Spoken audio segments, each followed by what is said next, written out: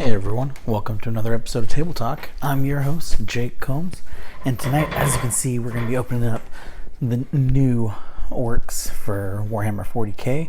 We've also got the codex for the Orks as well as Grey Knights and Thousand Sons. Now, with Thousand Sons of Grey Knights, we were actually meant to show those much earlier to you. We've had them for a few weeks, but because I misread the email, I thought we weren't supposed to share them because they had an embargo date for this weekend.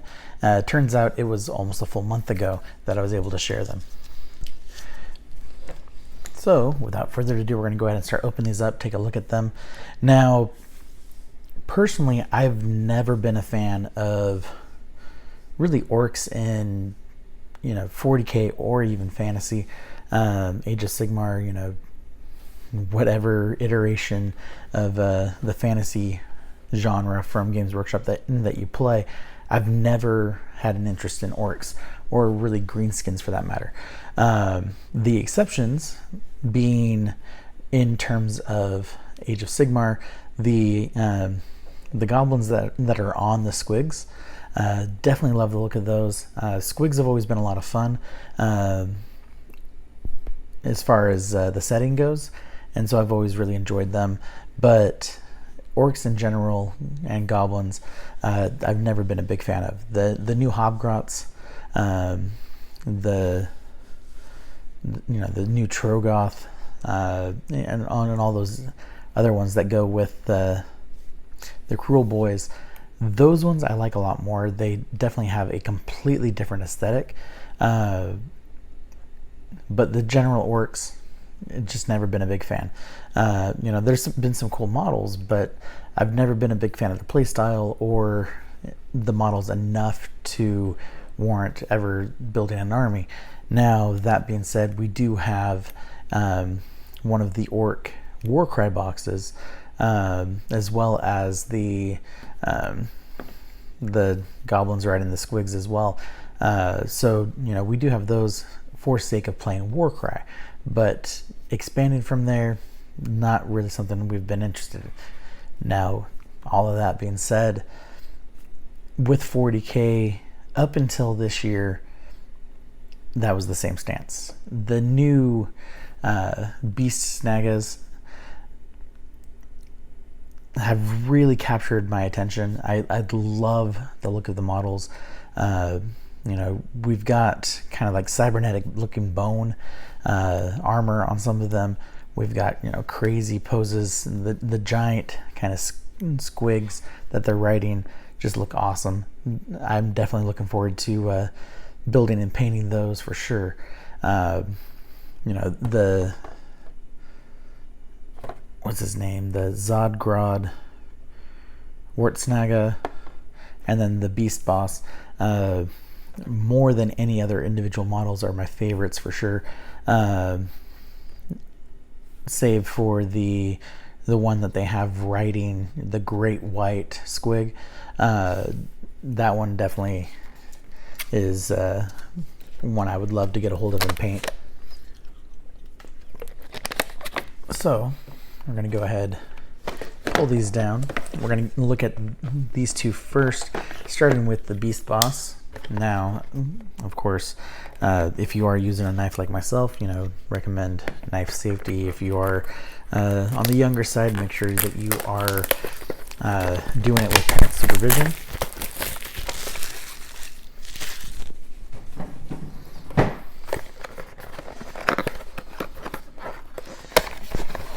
Now, these do go on pre-order as of this Saturday.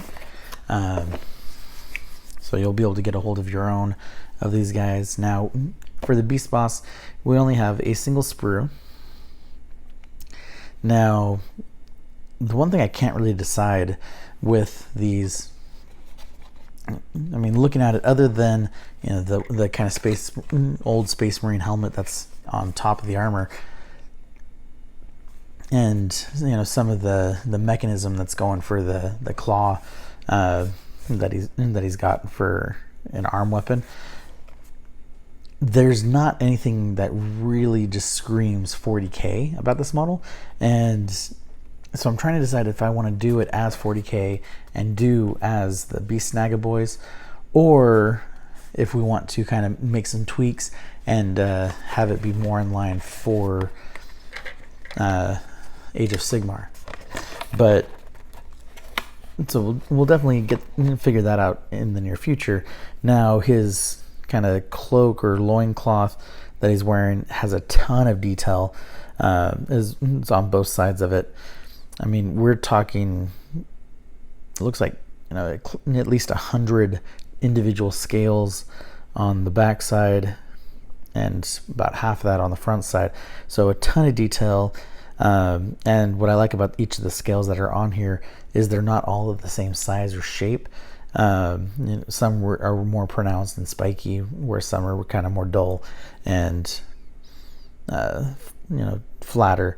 And then we have some that are really small, and then they kind of blend out to the edge. We do have, it shows one gun on the sprue, but again, you know, if we end up doing this for Age of Sigmar, then we'd obviously leave that off and do some other modifications. And the Space Marine helmet is definitely a separate piece, so that looks like it could be easily left off. Maybe just a little bit of tweaking with green stuff, and that's all it would take.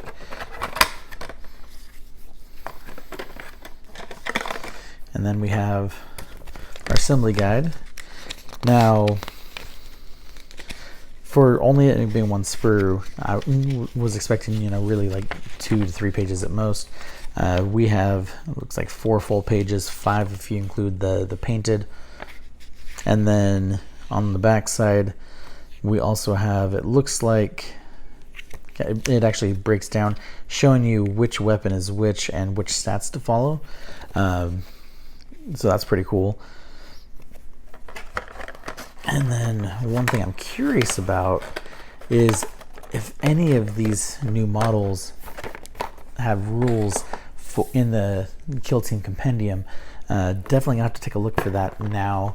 Well, when I say now, I mean in the near future myself, just to see, because if the new Kill Team has rules for these ones specifically, then that's definitely going to influence my decision making as far as how to model them, because so far looking at the rules for the new Kill Team, we haven't played it yet. We're still getting things set up for it, but looking at the rules, it seems to be much more streamlined, more simplistic, much more balanced than the Kill Teams in the past we've played. And so I'm definitely looking forward to fielding other groups on there as well, where right now we only have it enough set up for just the 2 that come in the box. Now for Zodgrod, I think probably the thing that I love the most on him is the beard and the hair. I mean, they're absolutely wild and crazy.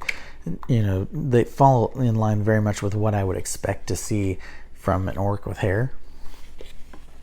But most orcs, for that matter, do not have hair. And then with this one, even though it's one sprue, we only have a much more simple assembly guide. It's only the 2 pages.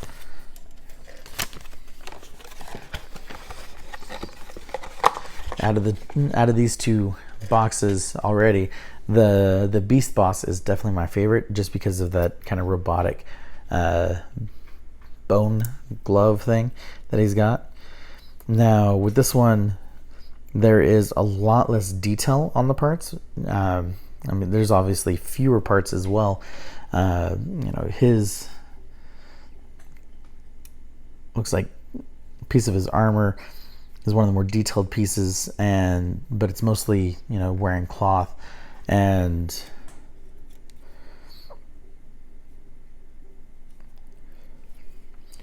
looks like his claw is an energized weapon, or at least electronically controlled. So if we do make this go towards Age of Sigmar, obviously we'd want to clip off some of those wires and make some slight modifications, but for the most part, from what I'm seeing, most of this can be used as is without having to do much modification at all. But again, I mean, look, that face right there is just awesome. The first time I saw this guy, when he was part of the Beast Snagga big start collecting box that they released first, he was, well, him and the squig hogs were the main reason why I wanted that box set, and so really excited that we got these guys.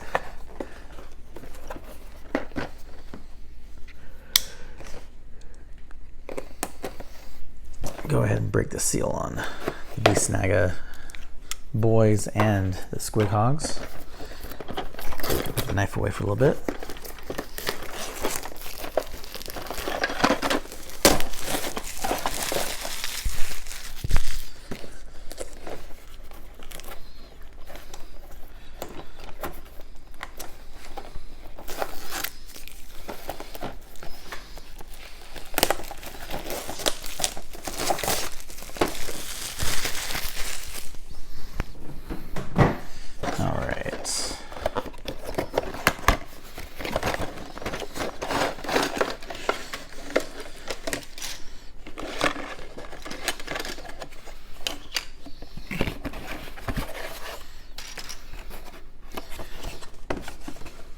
So this looks like 5 models total, including the grot riding a small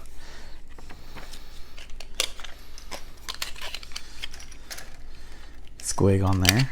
And so we've got the 5 bases.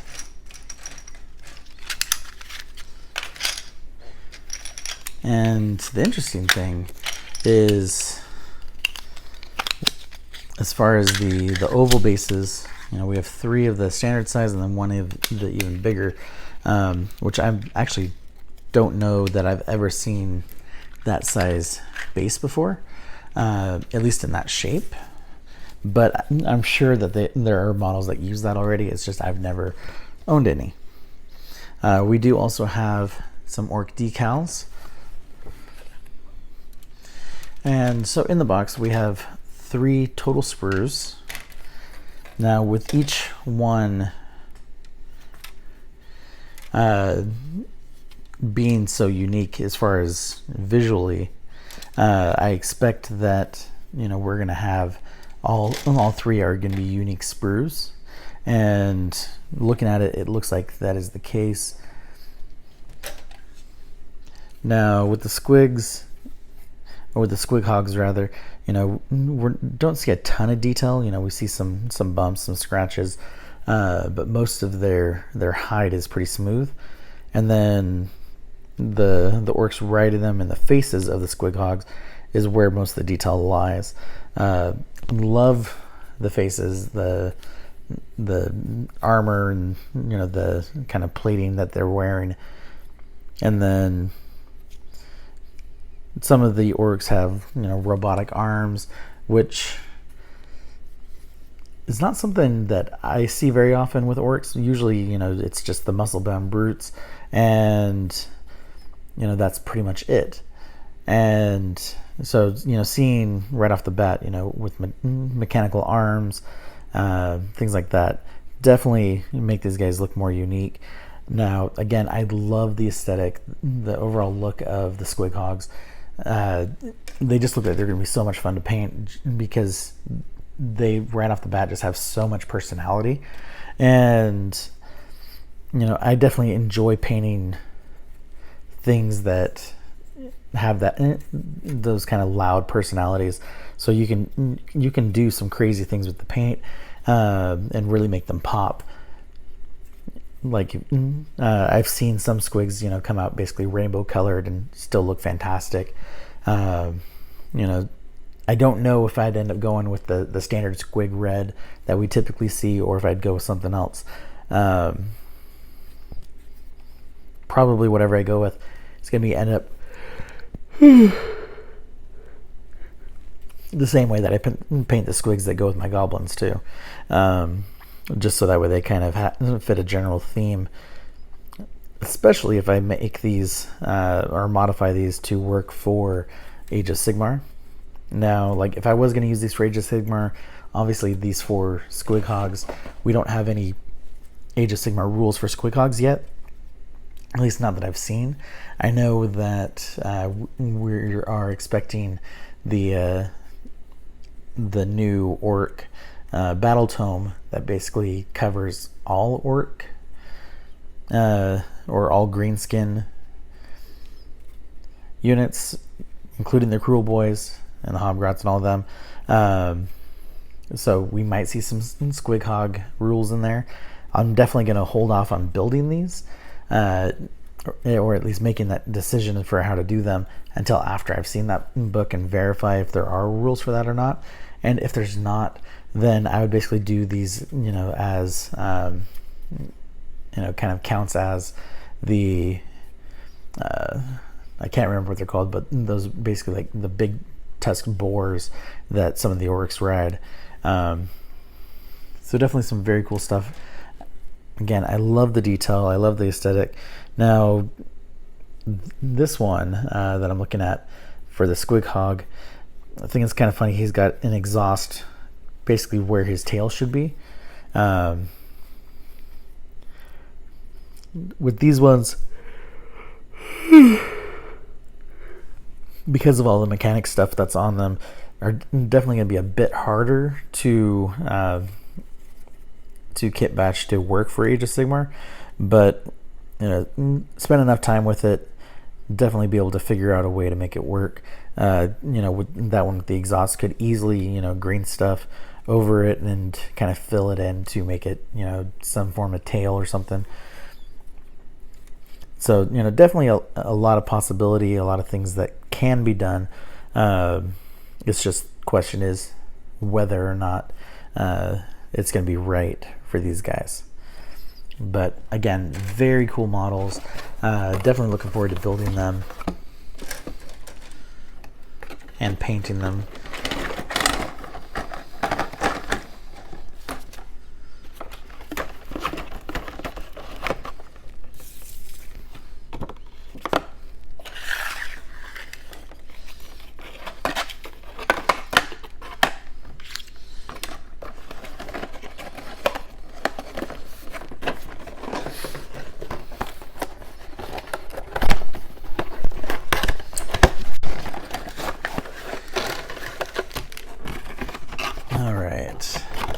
So for the Beast Snagga Boyz, from what I recall, the main box set that you got from the Beast Snagga box, I believe had these guys. I know they had the Squig Hog Boys.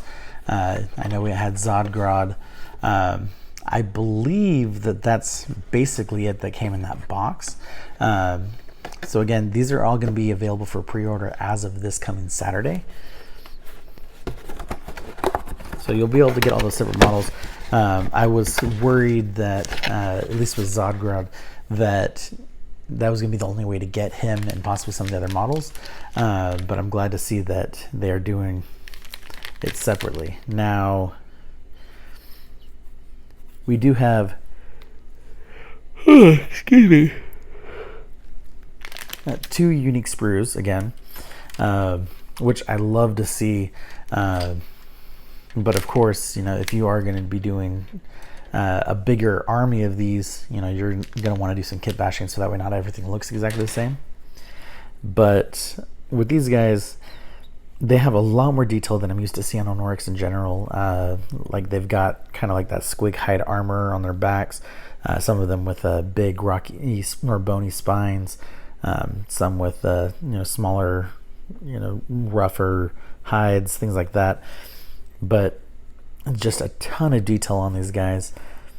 With a lot of the weapons, if we do these as Age of Sigmar, we'd definitely have to make some modifications to the weapons. Because some of them, like this kind of chain axe looking piece, it looks too high tech.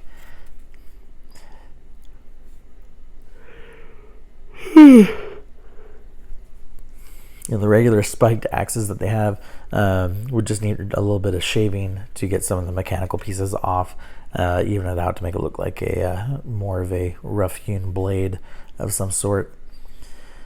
But again, fantastic detail on these. And then we have our bag of bases. We have another decal sheet, and then we have our assembly guide. This one, 6 pages, 7 if you include the rules that break down. Now, the new style of with how they're printing the rules, I definitely think is the better way to go. I prefer this style to the style that we're used to seeing, which is more just fully number based, and these give you a breakdown, show you exactly which weapon's which, because if you have a troop of any type that's holding 2 guns or 2 different types of swords or something like that, and each one has different rules, then having a picture that identifies this weapon is line number 1 or line number 2, like what they have in here, that's gonna make it a lot easier to understand. It's also gonna make rule checking easier, so that way if you're not certain about how you're playing something, you can verify that you are following at least the right rule set. And we're gonna go ahead and get all of these open.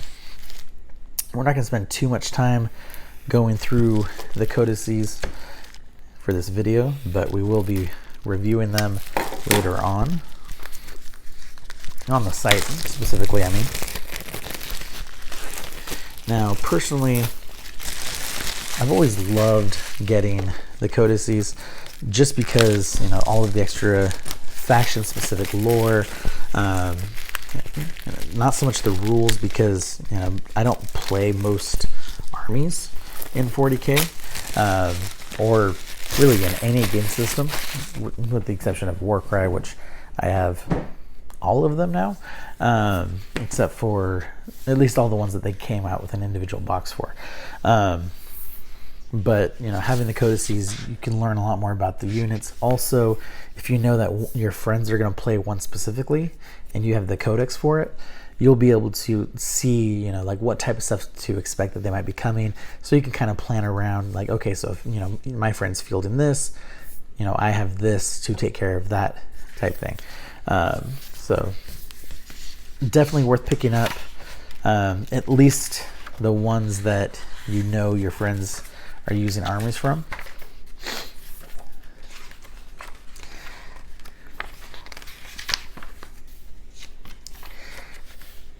Now, with the Thousand Sons Codex, by page 40, we actually go into the rules, chapter approved rules, different cults, stratagems, battle forged rules, psychic powers, army rules, crusade rules.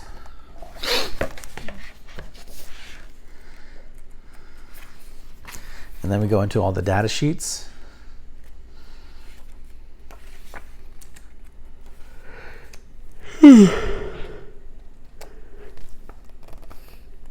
Now, as far as the Thousand Sons go, I've always enjoyed their general look as well, because I've always been a big fan of ancient Egypt, and they fit that overall look very closely, at least with the rubric Marines in particular. But I also like the armies that have a more unique color scheme, where these are mostly blue and gold, kind of like an antithesis to the Ultramarines, because I've never been a big fan of the Ultramarines, mostly because almost everyone is a fan of the Ultramarines. At least, that's the way it seems. Anytime that I've actually witnessed a tournament, if someone's using Space Marines, it's almost always Ultramarines, Blood Angels, or or then, you know, one of the lesser preferred. But, you know, having, you know, this blue army with this, you know, ancient Egyptian aesthetic, they're definitely a lot more interesting on the field, in my opinion.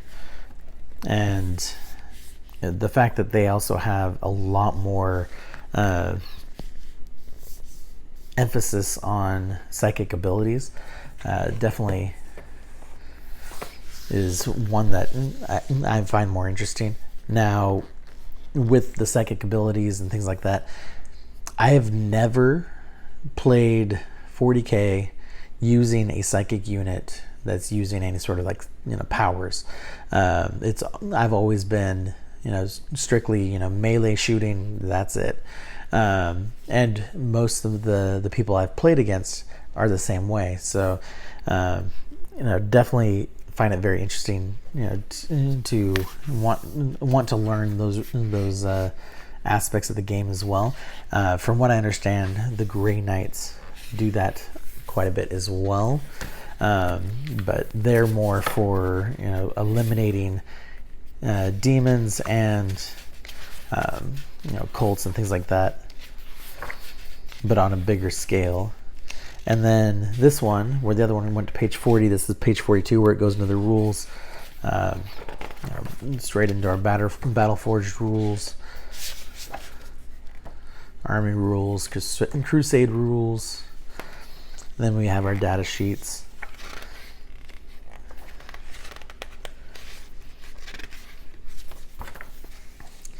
Now, one of the things I like about the Grey Knights also is that they are very fond of working with the Inquisition, which, like right here, we have rules for a Paladin Ancient, and then their picture is just the rosette from the Inquisition. And then there's also the Dreadnought that uses it as well. So, you know, definitely, you know, anywhere that you see that, it looks like it's leaving the image more up to your interpretation, so that way you can, you know, do some custom builds and things like that. Now, one thing I've always wanted to run in 40K is, you know, like a flying army, like these Storm Talon gunships. They are very cool looking. I love the intimidation factor when you see one of those on the table. You know, someone fielding a all ground troop force is definitely going to be a little worried about that thing, because, you know, they're going to move fast, they're going to hit hard, and, you know, you're going to want to try to take it down as quickly as you can before it really can mess up your lines. Now, one thing I didn't notice, at least with this book, I'm going to check the other one. For those that use the Warhammer 40K app, you can add this book to your account, and it actually gives you a code to do so with. And yep, 1,000 Suns was the same, which I'm not surprised. That is what I expected to see. And checking, yep, and the Orks has it as well.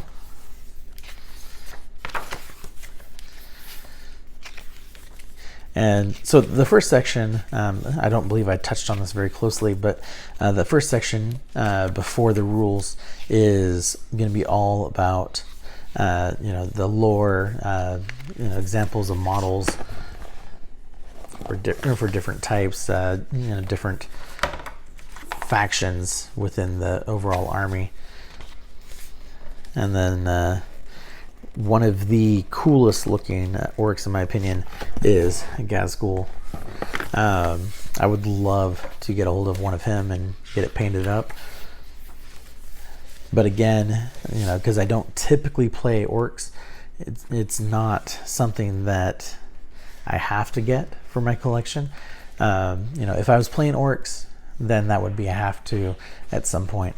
But you know, with the Beast Snaggas, it definitely is opening up that possibility for me. We'll definitely have to look more closely at the rules and see how they are. Now, as far as getting to the rules section, in this one, it's on page 48, where the others were 40 and 42. And so we go right into the Battle Forged rules, Army rules, Crusade rules, and then our data sheets as well.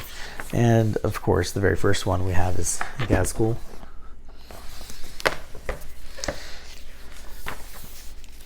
And let's see.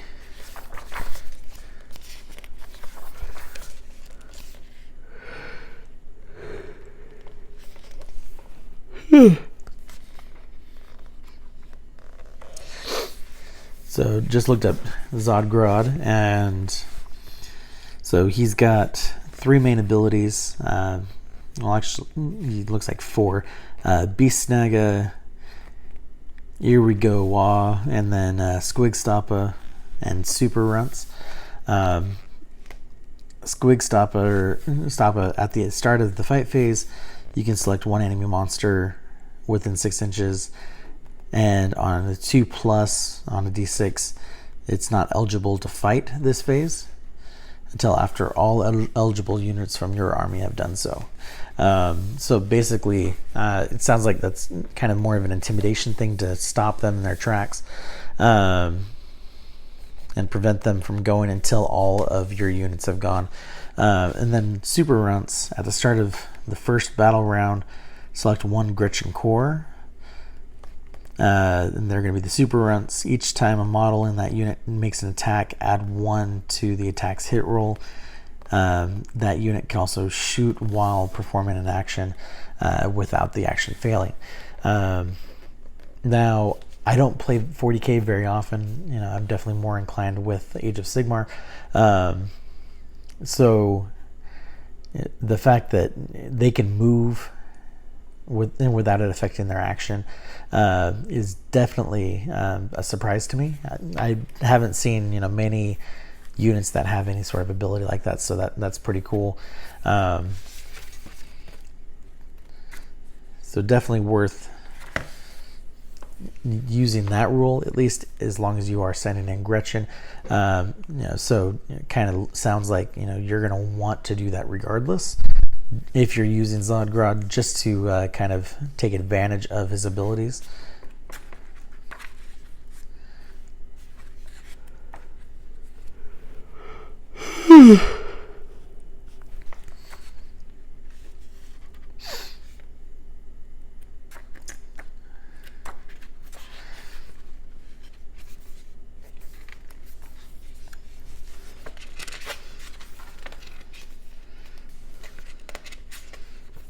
Now, there is a special building that you can actually get called the Big Ed Boss Bunka, and it actually has its own rules as well, which I'm pretty sure that's available for pre-order this weekend as well. And then so it's got 4 different weapons: the Big Shooter, Gaze of Gork, Squint and Glare, and then it has a shooting pole,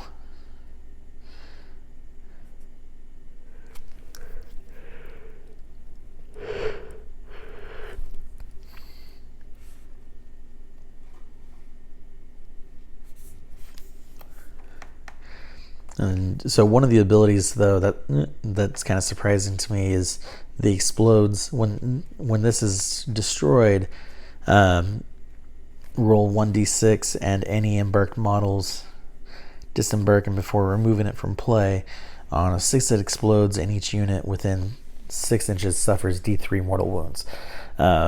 So that's kind of an interesting kind of twist to it. So, you know, you get these, you know, great combat abilities. It's a transport to help move you, kind of like you know, using like one of the rhinos or a drop pod for Space Marines. And if somebody kills it, it has the chance of exploding. So you know, you roll that dice, and if you get a 6, it explodes, and that would harm your troops. So, you know, you're taking a risk if you take it, but definitely sounds like a a cool tactic to try using. Now, as far as I'm aware, there's not any other sort of transports that I've seen or that I ever remember, being part of the Orks in 40K. I mean, the closest thing I can think of to that would be some of the siege towers from way back when in Warhammer Fantasy, long before End Times happened. So I can't recall any other transports like that. So definitely would be an interesting dynamic to have on the field for sure. But that's it for tonight. Stay tuned, because in the near future, at least as soon as we're able, we will be reviewing all 3 of these codices. And then we'll also be, going through the models, figuring out, if we're going to be doing some Age of Sigmar with them, or if we're going to be sticking with 40K and building them as is. But either way, they're going to be a lot of fun to work with. But that's it for tonight. Thank you guys for watching, as always, and I will catch you all next week, where we will have some other prizes to go through. I believe that by next week, depending on the embargo date, we should have some of the new Stormcast and Cruel Boys items to go through. If not, then we do have some of the new box games that are Barnes & Noble exclusives to go through, as well as some other goodies. So something to look forward to. Again, thank you for watching, and I'll catch you all next week. Good night.